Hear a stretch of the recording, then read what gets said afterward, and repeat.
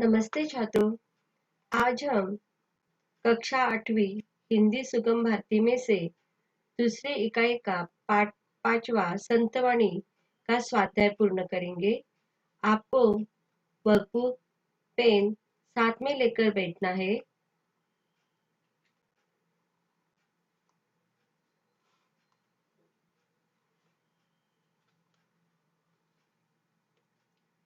पद्यांश क्रमांक 1। प्रश्न: निम्नलिखित पद्यांश पढ़कर सूचनाओं के अनुसार कृतियां कीजिए। पद्यांश क्रमांक 1 पाठ्यपुस्तक पृष्ठ क्रमांक 33 आपको निकालना है। वहां पे पद्यांश दिया है। पद्यांश का आपको वाचन करना है।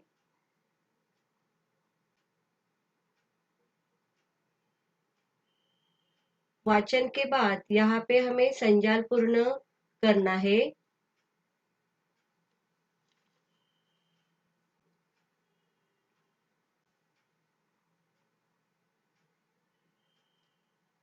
संजाल पूर्ण कीजिए।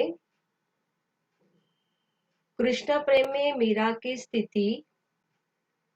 यहाँ पे मैंने आपको उत्तर लिखकर दिया है। आपको वर्कबुक में उत्तर लिखकर लेना है। कृष्ण प्रेम में मीरा की स्थिति। 1. मीरा पैरों में घुंघरू बांधकर नाचने लगी। 2. मीरा अपने आप नारायण की दासी बन गई। 3. लोगों के लिए मीरा बावली हो गई। 4. राणा द्वारा भेजा विष का प्याला मीरा हंसते हंसते पी गई। बावली शब्द आपको एक बार ही लिखना है। लोगों के लिए मीरा बावली हो गई।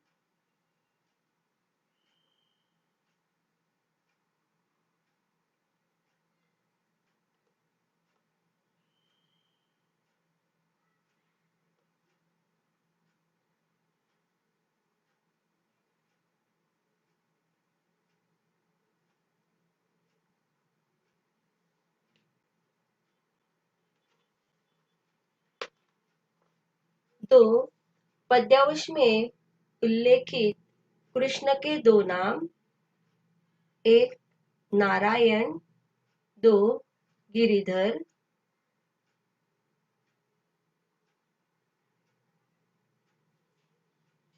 आकृति में आपको उत्तर लिखना है। वर्कबुक में आकृति दी जाती है, लेकिन एग्जाम में आपको खुद को आकृति निकाल कर ही उसमें आंसर लिखना है। 3. आकृति पूर्ण कीजिए। 1. मीरा पैरों में ये बांधकर नाची। उत्तर है घुंघरू। 2. मीरा अपने आप नारायण की यह बन गई। उत्तर है दासी। न्यात मीरा को यह कहती है कुलनासी। 4. मीरा के लिए विष का प्याला इन्होंने भेजा, राणा ने।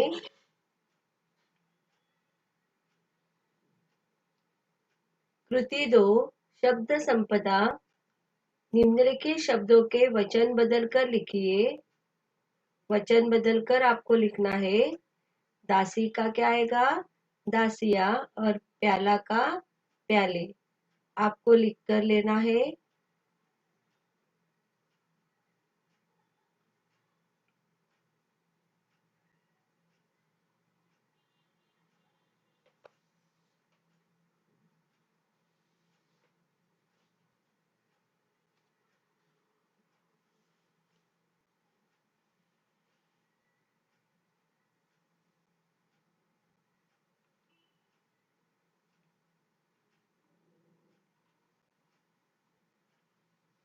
निम्नलिखित शब्दों के लिए शब्द समूह लिखिए।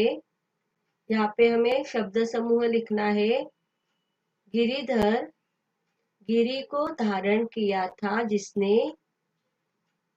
अविनाशी, जिसका कभी विनाश न हो उसे क्या कहा जाता है? अविनाशी।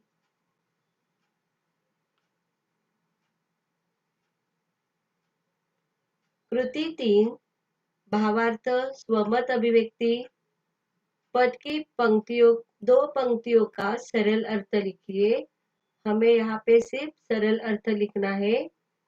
लोग कहे यहाँ से हासी रे, ये जो 2 पद है उसका हमें सरल अर्थ लिखना है।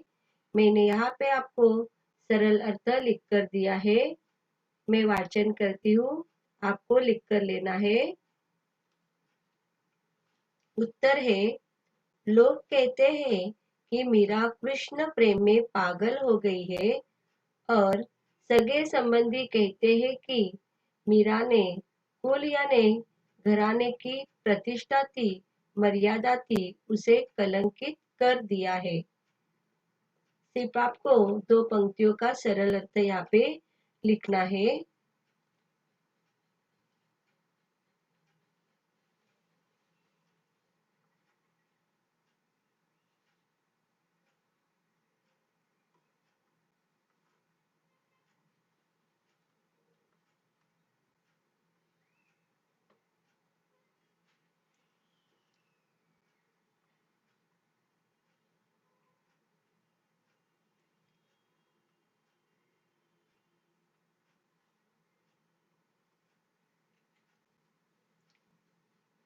पद्यांश क्रमांक 2, पाठ्यपुस्तक पृष्ठ क्रमांक 33।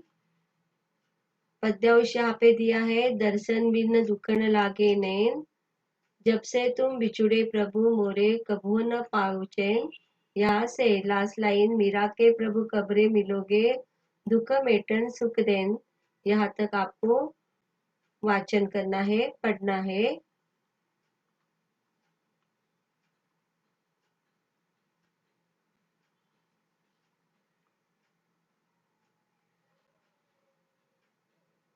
पद्यांश के आधार पर कृति है, प्रवाह तालिका पूर्ण कीजिए।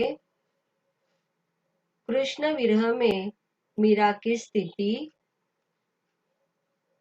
एक के नीचे एक हमें प्रवाह तालिका पूर्ण करनी होती है। उत्तर है, प्रभु दर्शन के बिना मीरा के नयन दुखने लगे। 2, जब से कृष्ण बिछुड़े मीरा ने कभी चैन नहीं पाया। 3, प्रभु के मधुर वचनों की याद आते ही मीरा का हृदय सिहर उठता है। और 4, कृष्ण के वियोग में मीरा को रात 6 माह जितनी लंबी लगती है। इस तरह प्रवाह तालिका आपको पूर्ण करनी है। मैंने यहाँ पे पूर्ण करके ही दी है। सिर्फ आपको वर्कबुक में क्रम से लिख कर लेना है।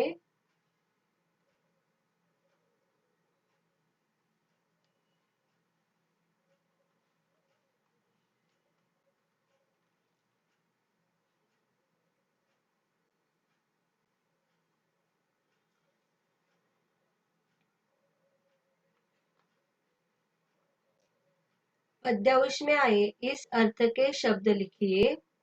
यहाँ पे नयन शब्द है, तो नयन शब्द के लिए कौन सा शब्द दिया है यहाँ पे? पद्यांश में नैन, और रात के लिए रैन।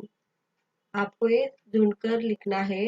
जब भी मैंने पद्यांश की जो पंक्ति थी आपको स्पष्ट करके बताई थी, तभी मैंने नैन शब्द का भी अर्थ बताया था और रैन शब्द का भी अर्थ बताया था। रैन यानी रात और नैन यानी नयन।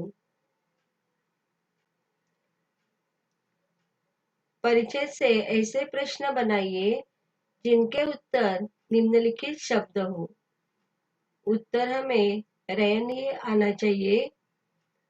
प्रश्न बनाया है, मीरा को 6 मास के समान क्या लगता है?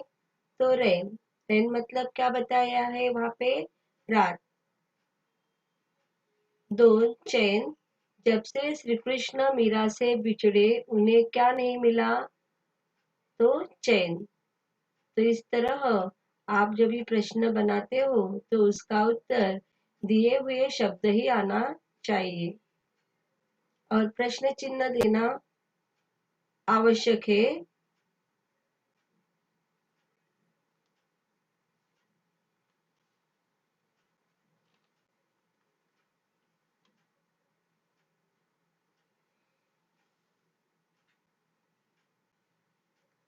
निम्नलिखित शब्दों के विलोम शब्द लिखिए। बिछुड़े, मिले, चैन, बेचैनी, रैन, दिन, दुख, सुख।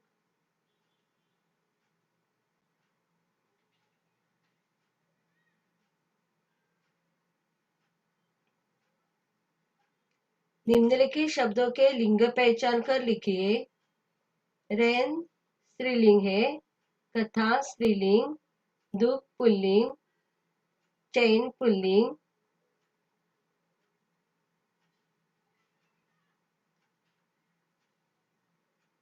निम्नलिखित शब्दों के दो भिन्न अर्थ लिखकर वाक्यों में प्रयोग कीजिए।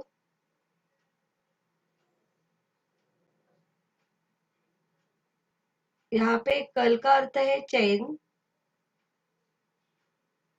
वाक्य, खोए हुए बेटे का अभी तक कुछ पता न लगने पर माँ को कल नहीं पड़ रहा था, मतलब चैन नहीं पड़ रहा था। और दूसरा जो अर्थ है कल, आने वाला कल। वाक्य, राम कभी अपना काम कल पर नहीं टालता। आगे आपको फुल स्टॉप देना है, पूर्ण विराम देना है।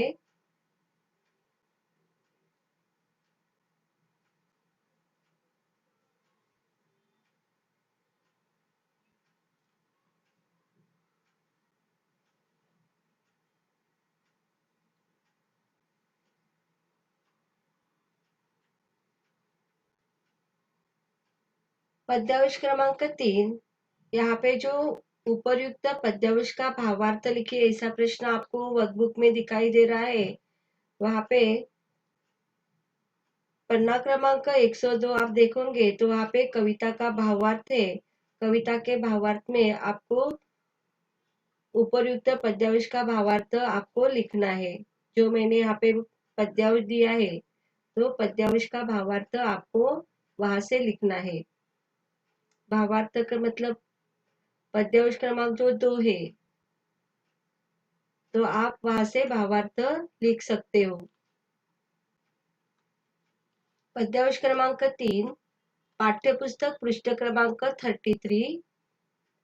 पुरते निकसी रघुवीर बधू, यहाँ से अखिया अति चारू चली जले चुए, यहाँ तक आपको वाचन करना है।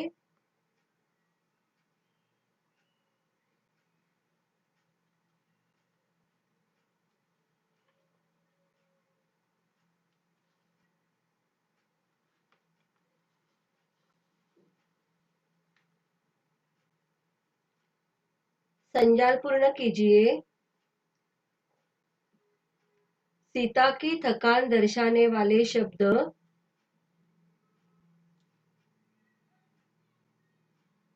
एक, सीता के माथे पर पसीने की बूंदें झलकने लगी। 2, उनके मधुर होठ सूख गए। 3, वे पूछने लगी अभी और कितना चलना है। 4, और पर्णकुटी कहाँ बनाएंगे।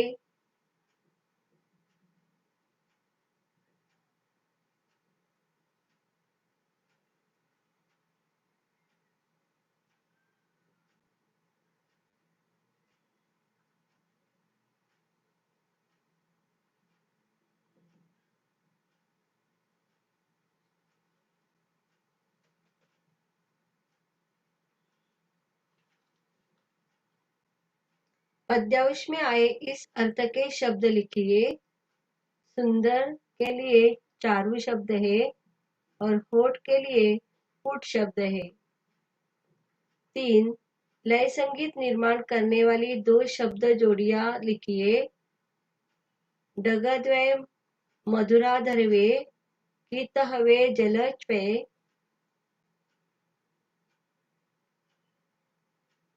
लय संगीत निर्माण करने वाली दो जोड़ियां है।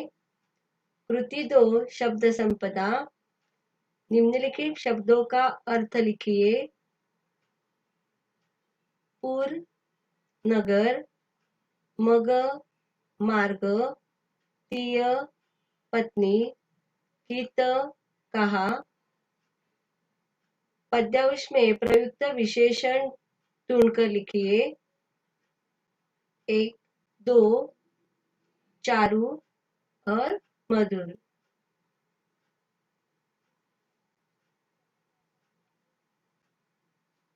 सभी प्रश्न के उत्तर आपको लिखकर लेना है।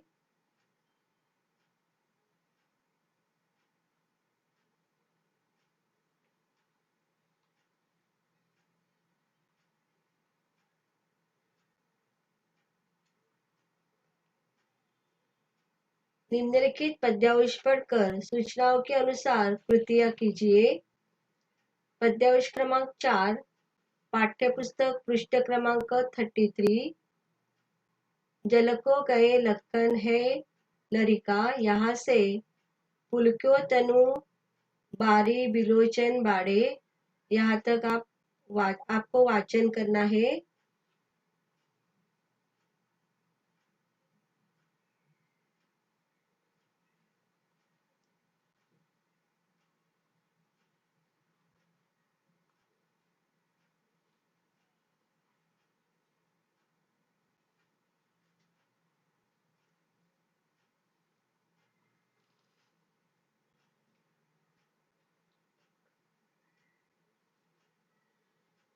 कृति 1 आकलन। पद्यांश में आए इस अर्थ के शब्द लिखिए। काटा, यहाँ पे कंटक और शरीर को तनु शब्द है। पद्यांश में रघुबीर इन्हें कहा गया है। किसे कहा गया है? तो श्री राम को कहा गया है।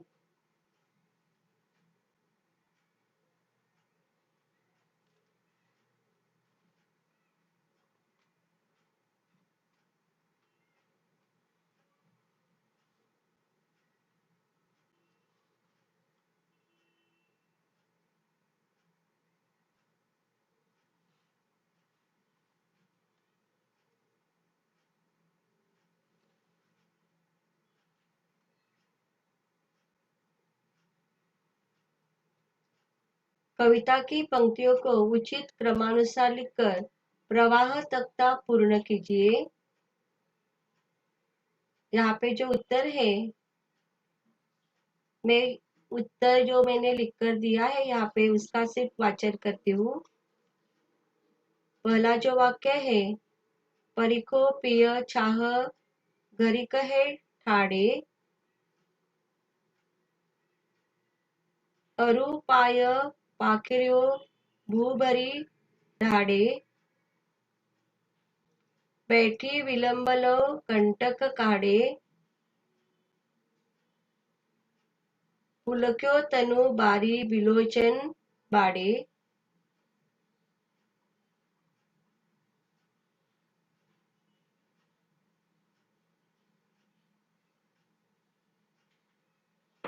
आपको प्रवाह तख्ता लिखकर लेना है।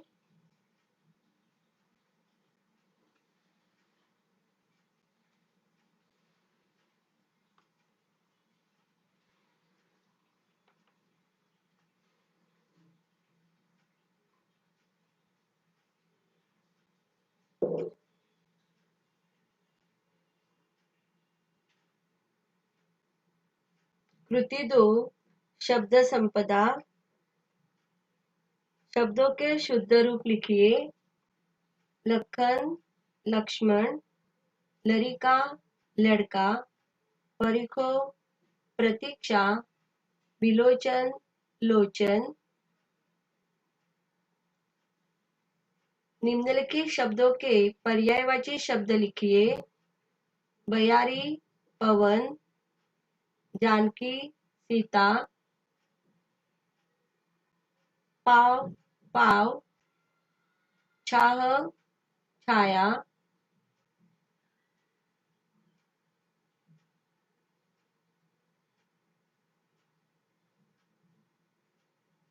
कृति 3 में भावार्थ स्वमत अभिव्यक्ति उपर्युक्त पद्यांश का भावार्थ लिखिए। आपको पेज नंबर 102 में कविता का जो भावार्थ है वहां से आपको लिखना है।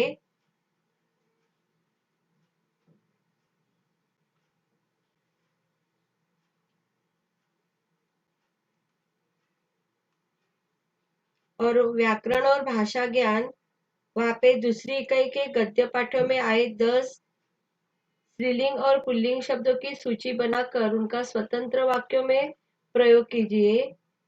ये भी आपको ही करना है। स्त्रीलिंग शब्द और उसके वाक्य आपको बनाने हैं।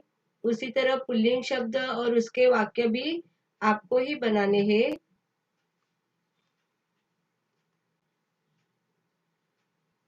आगे देखते हैं, पाठों में प्रयुक्त 10 मुहावरों का अर्थ लिखकर वाक्यों में प्रयोग कीजिए।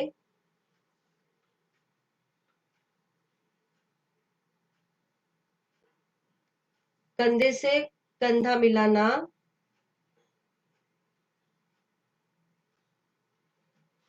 यहाँ पे ऊपर नीचे हो गया है। कंधे से कंधा मिलाना अर्थ मैंने वाक्य के जगह पे लिखा है, डटकर सहयोग करना। और उसका जो वाक्य है उसके नीचे लिखा है, युद्ध में जवान कंधे से कंधा मिलाकर चलते हैं। आपको वहां पे सुधार करना है। कंधे से कंधे मिलाने यानी डटकर सहयोग करना मैंने वाक्य की जगह पे लिखा है। और कमर कसना का अर्थ है तैयार होना।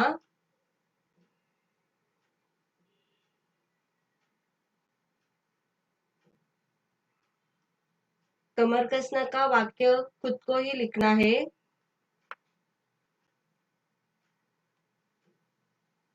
कमर कसना का अर्थ है तैयार होना। इसका जो वाक्य है आपको तैयार करना है। टूट पड़ना अर्थ है हमला बोलना। वाक्य, शिवाजी के सैनिक अचानक पहाड़ी से निकलकर मुगल फौज पर टूट पड़े। जहाँ पे मैंने मुहावरों का उपयोग किया है वहां पे आपको अधोरेखित करना है। शिवाजी के सैनिक अचानक पहाड़ी से निकलकर मुगल फौज पर टूट पड़े। टूट पड़े यहाँ पे आपको अधोरेखित करना है।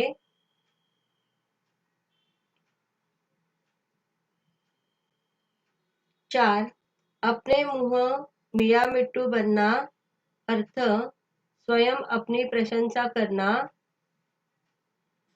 वाक्य है, अपने मुंह मियाँ मिट्टू बनना अच्छी आदत नहीं है।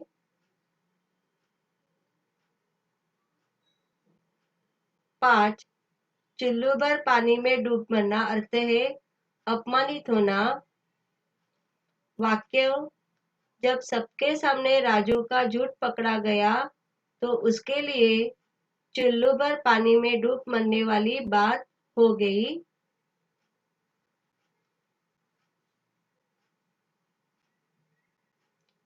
पहले मुहावरे में आपको सुधार करना है। कंधे से कंधा मिलाना यानी डटकर सहयोग करना मैंने वाक्य के जगह पे अर्थ लिखा है। और उसका जो वाक्य है, युद्ध में जवान कंधे से कंधा मिलाकर चलते हैं, पहले मुहावरे में ही आपको लिखना है। और दूसरा जो मुहावरा है कमर कसना, उसका अर्थ है तैयार होना। इसका आपको ही वाक्य तैयार करना है।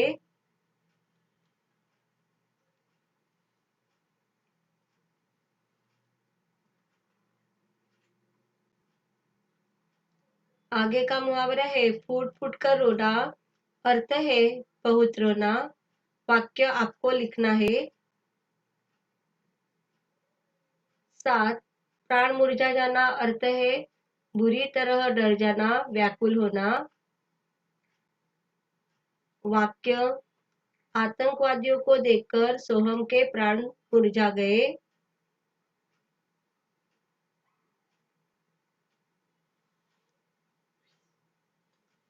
ठहाका लगाना अर्थ बहुत जोर से हंसना।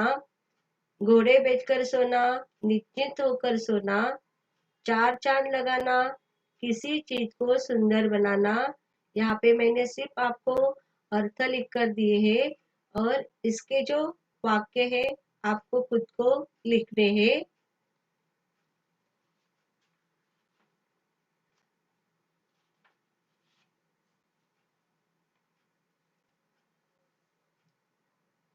सभी को अभी जो मैंने वर्कबुक का स्वाध्याय आपको लिख कर दिया है पूर्ण करना है और जो भावार्थ है आपको कविता का भावार्थ में से ही देखकर लिखना है। मुहावरों का जो यहाँ पे अर्थ मैंने लिख कर दिया है उसकी जो वाक्य है वाक्य आपको तैयार करके लिखने हैं।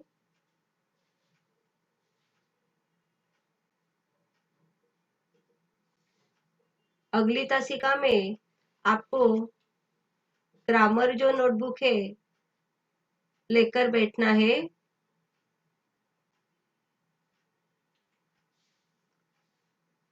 धन्यवाद।